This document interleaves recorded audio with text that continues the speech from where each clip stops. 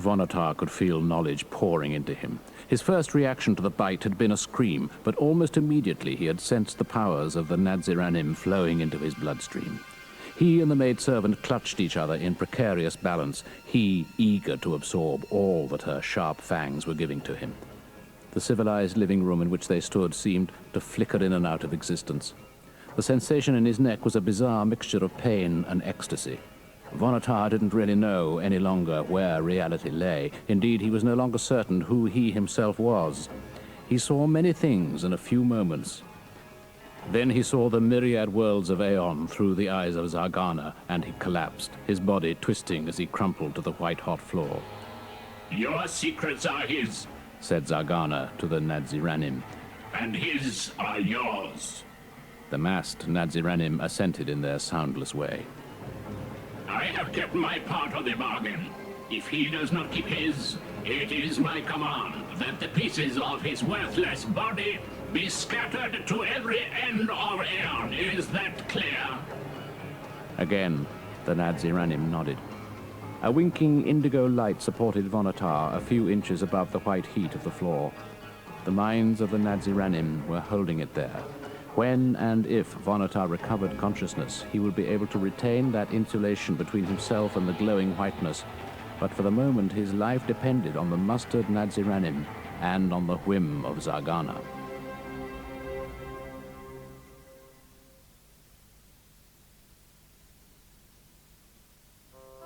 The blacksmith entered the kitchen as Bannerton was tidying his clothing. Tim was almost as short as his wife, and if anything, rounder. "So you're a journeyman.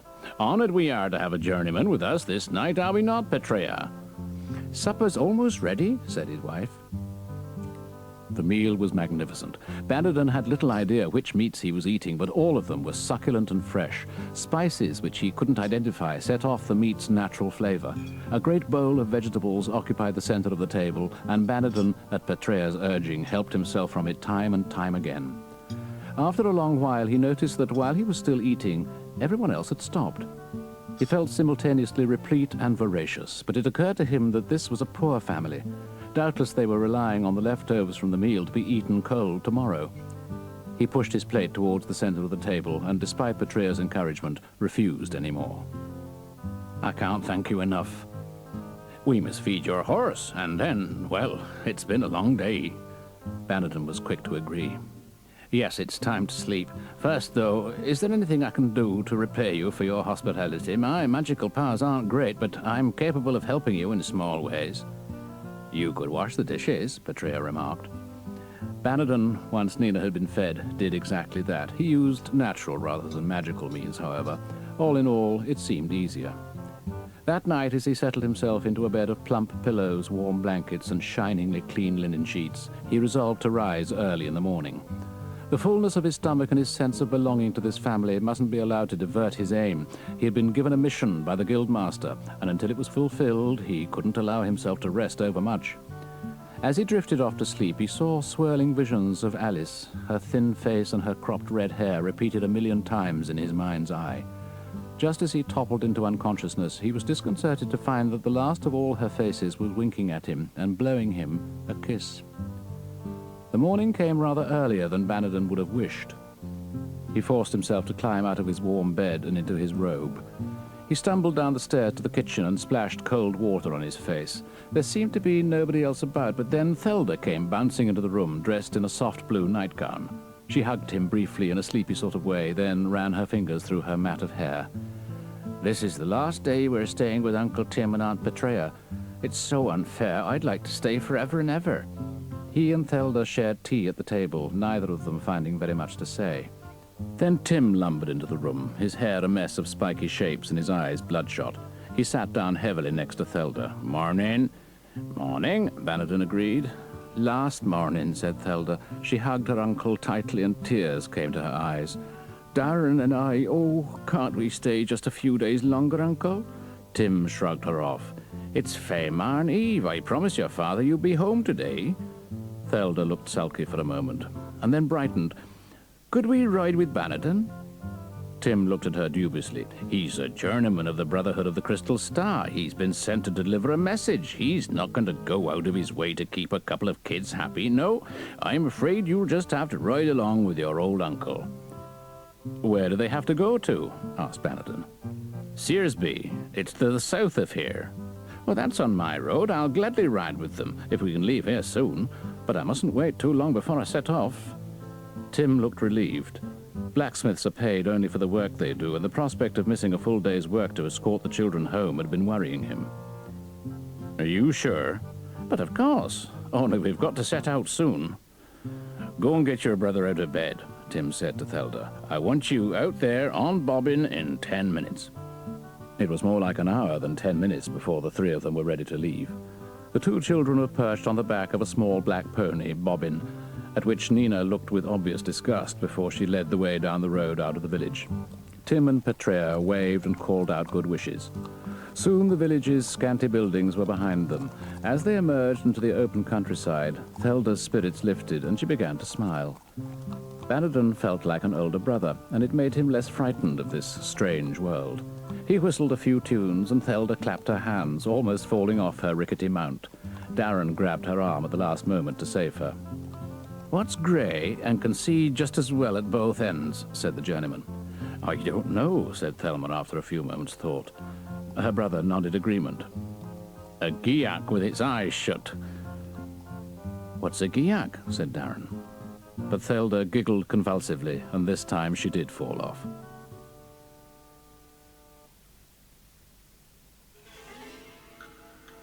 When Vonatar awoke, he was instantly aware of the powers that filled every cell of his body. He knew that he needed only to stretch out his hand for the walls of mighty Karg to dissolve away into waterfalls. With a wink of his eye, he could reduce nations to rubble and humiliate the mightiest of all warriors. He could... At the moment, he was having some difficulty in sitting up in the rough stone cot where he found himself. Vonatar could see that his friend was standing guard. The giak was carrying a vicious-looking sword, and Vonatar realized at once that the spawned creature's loyalties did not currently lie with him. Leaders who collapse in a faint do not capture a giak's natural loyalties. His friend saw that he was awake and advanced into the room, his mouth open in threat. He pointed his sword directly at Vonatar's heart, and it suddenly dawned on the magician that he was still mortal, despite his infusion of Nadziranim knowledge and understanding. He struggled with his tongue, but at last he was able to bark the words, "Obey me!" At once the giak lowered his sword. "Why obey you?" He conjured up a right-hand thought as if by instinct, and his eyes became small flames. The giak was visibly impressed by this display of might. Vonatar opened the newly created channels of his mind, and the Nadziranim knowledge tumbled in its entirety into his awareness. It was boiling hot, and as it came, it scalded any thoughts of his against which it brushed. The flames that were now his eyes flared brightly. His limbs became lithely sliding serpents. His torso was a vast glowing coal. An instant later he was a room in which danced creatures made out of tortured lava and the memories of childhood. He stiffened as the smell of warm flesh came to him, but by then he was a torch held high by a giak, one of a million torches raised aloft in a great army which was running furiously to devour its foe, a small kitten called Grey One. The kitten snarled shrilly, and Vonatar found that he was once again in his human form. His friend, having seen the parts of these transformations that were visible in the plane of reality, had backed against the wall and was clearly terrified. Vonatar, his body now surging with strength, swung himself from the stone cot and took 2 paces towards the cowering giak. "Never, never forget that from now and all of eternity I am your master and you are my slave. If I tell you to die, you die. And if I tell your dead body to live again, you live. If I tell you you are in agony, then you will experience nothing but pain. If I tell you to kill, you will kill, even if it is Dark Lord Zargana himself who perishes under your sword." The giak's lips curled as he acquiesced. From now on, he had a single master, a one true leader, he who must be obeyed. No matter what the commands were, no matter the circumstances. Vonatar, his own private god. He fell to his knees as a sign of worship and listened in ecstasy to the harsh laughter of his god.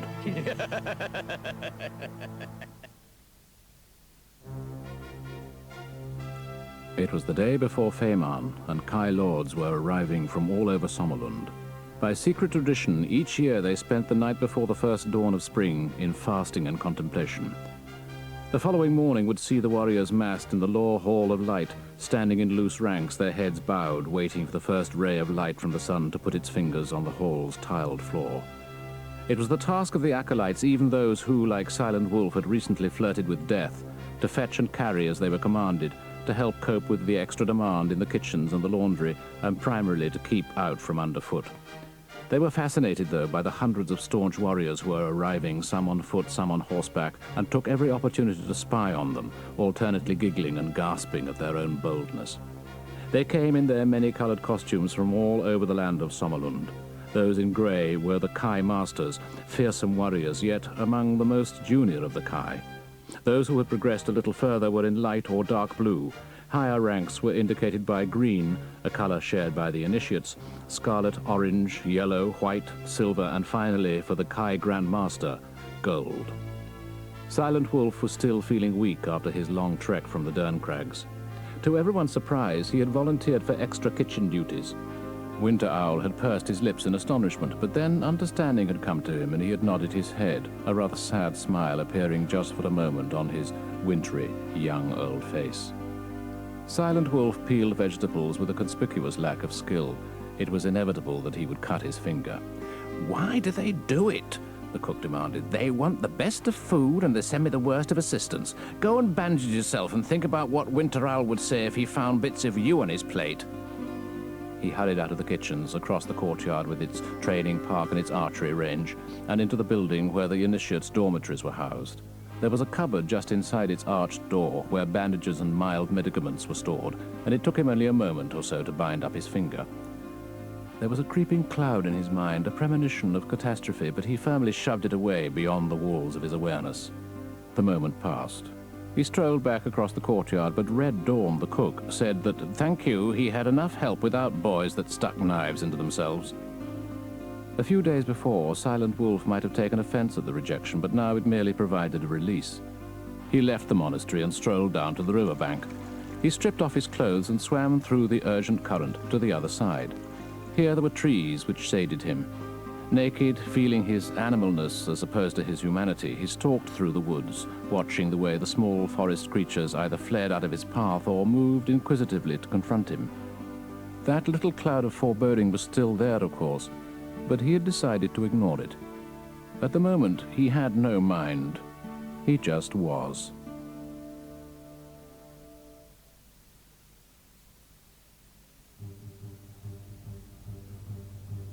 Zargana touched his forehead.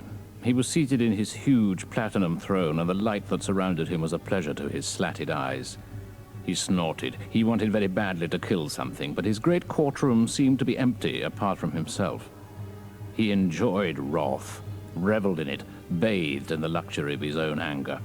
He let rage wash through him as he looked around the emptiness of his courtroom.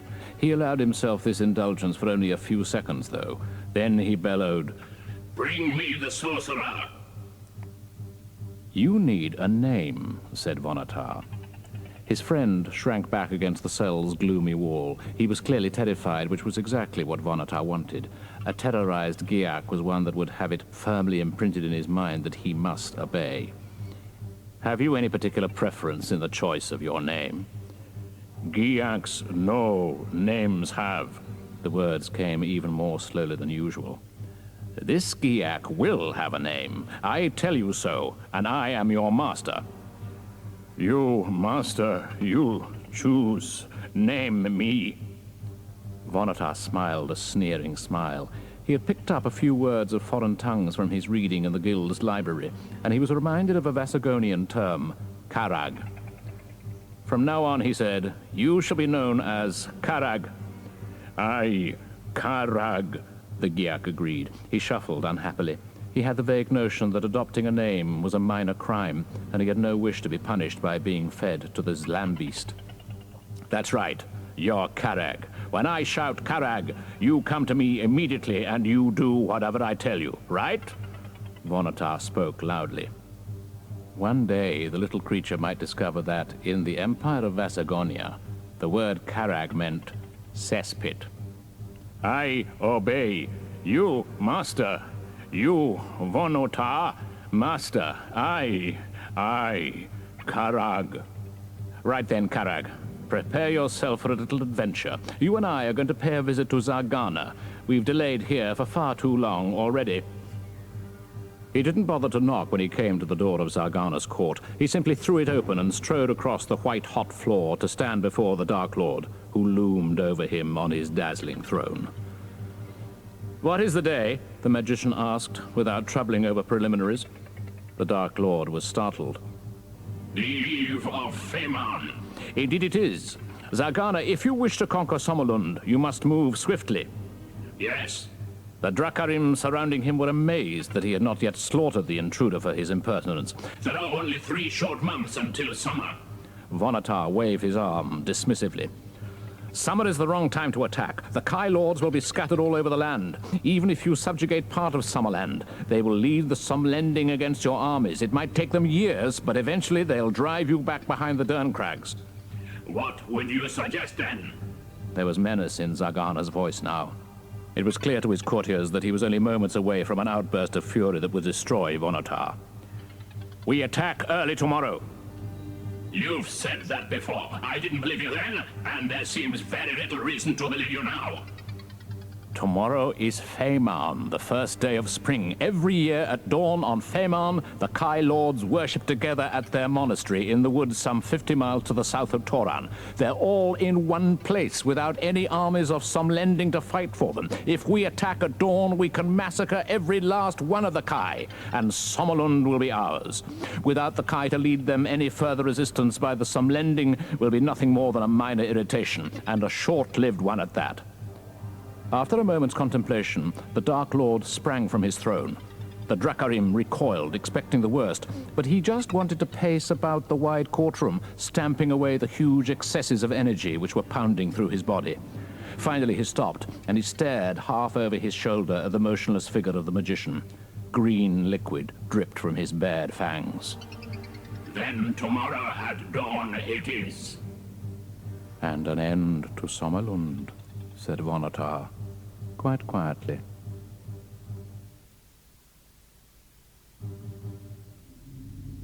From the highest rooftop of Karg, one could gaze out over acres of the dusty grey plain which surrounded the fortress. Vonatar, Zargana, and Karag stood supervising the work that was going ahead on the flatlands in front of Karg. The scene was lit by thousands of flickering torches made from sheaves of dried marsh rushes and fueled by Giag oil. The light was bright enough for them to see everything in great detail.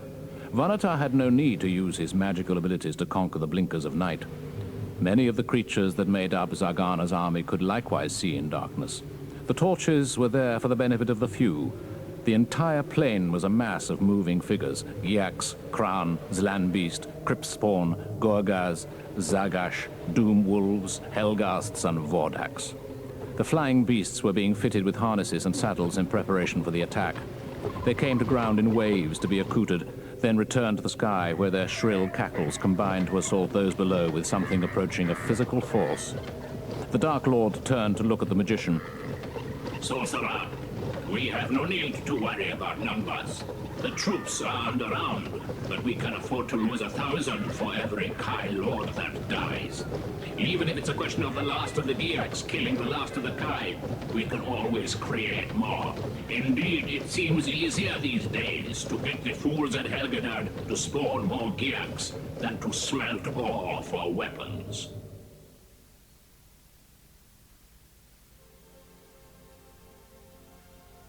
Silent Wolf slept badly that night, as did the gathered Kai Lords. An itching of their premonitory skills seemed to be hinting to them that something terrible was about to happen, but they had no way of knowing what it might be. He woke with a jerk, sitting up in the cold darkness. His whole body was sheathed in sweat. A bell chimed and he counted. It was the hour before dawn. After a dream like that, he would never be able to go back to sleep. He might as well get up and do something useful. There was enough moonlight for Silent Wolf to be able to see his breath clouding around him as he crept from the gate of the monastery. In order to get away from his nightmare, he felt he had also to put a reassuring thickness of stone between himself and his rumpled bed. He tousled his hair and looked around him. The wind was rocking the trees of the wood ahead. Two branches were sawing together with solemn, mindless monotony. In counterpoint, there were the washing sounds of the leaves and the rushing of the river's waters. It was as if a composer had created a concerto for percussion and strings.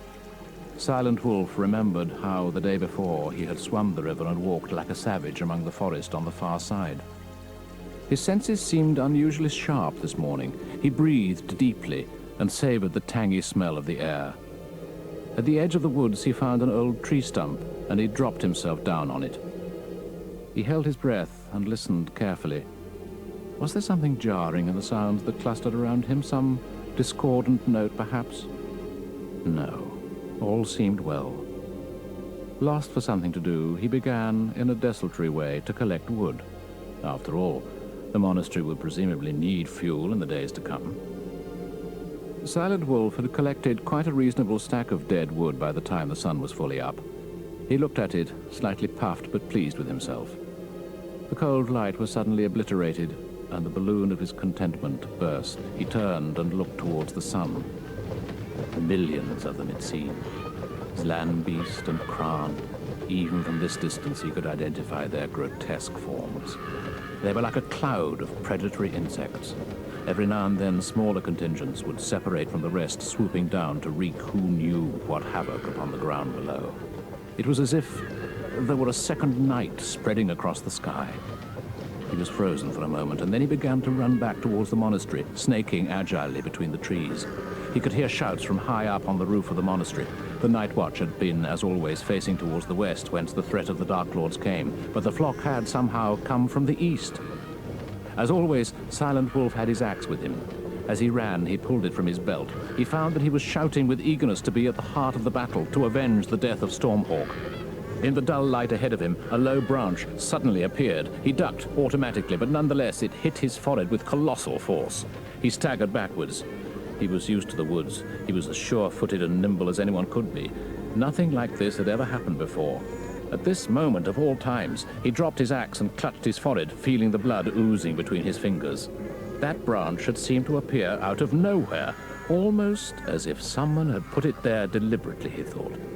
His mind, for an instant, dispassionately logical. Then he crumpled at the knees, and there was nothing but the bliss of oblivion. Vonatar had guided Zargana and the host of fighting spawn over the Derncrag Mountains well to the north of the monastery.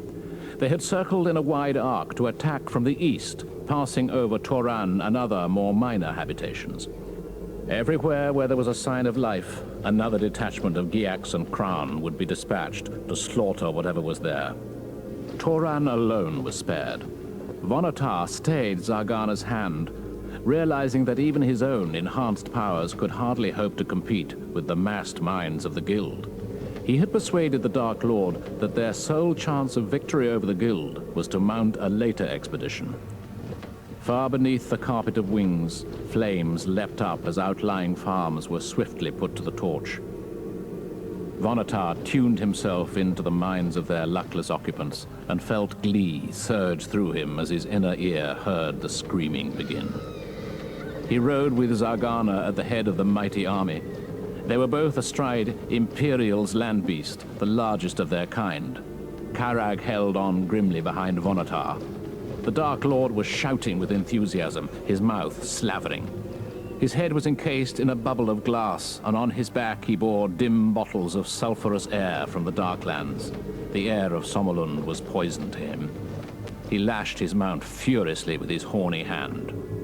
Behind them, there was an ocean of noise, the beating of millions of wings, the excited cacklings of the Kran and the Giax, all the sounds of evil. The fields flew by beneath them. The small, harrying parties receded with the swiftness of a dropped stone. Vonatar's heart sang. There was very little in him now but the anticipation of forthcoming massacre. His hair and his ears were pulled back by the force of the wind, and he could feel no pain. His face was a hideous mask of hatred. He was addicted to the joys of darkness. Soon the monastery was in sight. The Kai had seen their approach. Tiny figures were scurrying all over the battlements like a nest of ants whose anthill had been kicked over. Vonatar smiled. The fools probably thought they could hope to resist not just this army of killers, but also his own stupendous magical abilities. Then a smile left his face. There was something there that shouldn't be there. He didn't know what it was, but its presence was very clear to him. Vonotar had become a mass of foreboding. He didn't know how, but he detected that somewhere in or around the monastery there was a source of power greater even than his own. For a while, his ears were deaf to all the noises around him. It couldn't be one of the Kai, he thought, because their magic is so rudimentary, and I can't believe that all of the guild have traveled here. Besides, this isn't anything like left-hand magic or like Nadziranim, come to that. This is something different. He flinched. Who are you? He thought despairingly in the direction of the entity. Why, don't you know? Said a voice in his mind. It was the voice of a girl. Bannerton and the children had been on the road when the first wave of Kran attacked. So swift had been the assault that he had been unable to prevent the winged horrors from snatching Darren and Thelda from their pony and carrying them away into the darkening sky. Now the sun was eclipsed by a horrendous horde of flying creatures. He had been right. His half-formulated idea that Vonotar might encourage Zargana to attack on this day had been tragically accurate. A platoon of Krans sped from the skies towards him. Now he could see some of them individually.